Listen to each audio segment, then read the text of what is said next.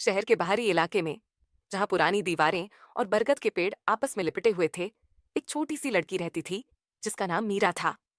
मीरा की आंखें तारों की तरह चमकती थीं और उसका मन हमेशा नई कहानियों की तलाश में रहता था। एक दोपहर जब मीरा खेल रही थी, उसने बरगद के पेड़ के तने में एक छोटा सा छेद देखा। वह उत्सुकता से उसके पास गई और झांक कर देखा। छेद के अंदर अंधेरा था, लेकिन उसे एक धीमी सी गुनगुनाहट सुनाई दी। मीरा डरते डरते अपना हाथ छेद के अंदर डाला। उसकी उंगलियों ने किसी ठंडी और चिकनी चीज को छुआ। उसने धीरे से उसे बाहर निकाला। यह एक छोटा सा पत्थर था जो अंदर से हल्का नीला चमक रहा था। जैसे ही मीरा ने पत्थर को अपनी हथेली में लिया, उसे एक अजीब सी सिहरन महसूस हुई।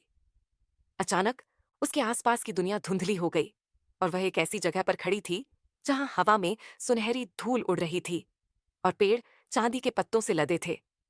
मीरा ने चारों ओर देखा। उसने एक छोटा सा जीव देखा जिसके पंख तितली जैसे थे और शरीर पर मोतियों की तरह चमक थी। वह जीव मीरा के पास आया और मधुर आवाज में बोला, स्वागत है, पत्थर की रखवाली करने वाली। मीरा हैरान थी। उसने पूछा, यह कौन सी जगह है और तुम कौन हो?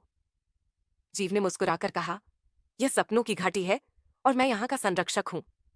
ये पत्थर तुम्हारे हाथों में इसलिए ये आया है क्योंकि तुम्हारा दिल सच्चा है और तुम कहानियों से प्यार करती हो। ये पत्थर तुम्हें इस घाटी की कहानियां दिखाएगा। और सचमुच, जैसे ही मीरा ने पत्थर को ध्यान से देखा, उसे उस घाटी के अद्भुत दृश्य और कहानियां दिखने लगीं।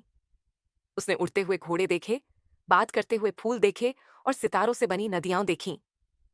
जब सूरज ढलने लगा, तो संरक्षक ने कहा, अब तुम्हें वापस जाना होगा मीरा, लेकिन यह पत्थर हमेशा तुम्हारे पास रहेगा और जब भी तुम इसे ध्यान से देखोगी, तुम्हें इस घाटी की एक नई कहानी दिखाई देगी। अगले ही पल मीरा वापस बरगद के पेड़ के पास खड़ी थी। नीला पत्थर उसकी हथेली में चमक रहा था। उसने पत्थर को अपने दिल से लगाया और जान गई कि अब उसकी कहानियों की दुनिया कभी खत्म नहीं होगी।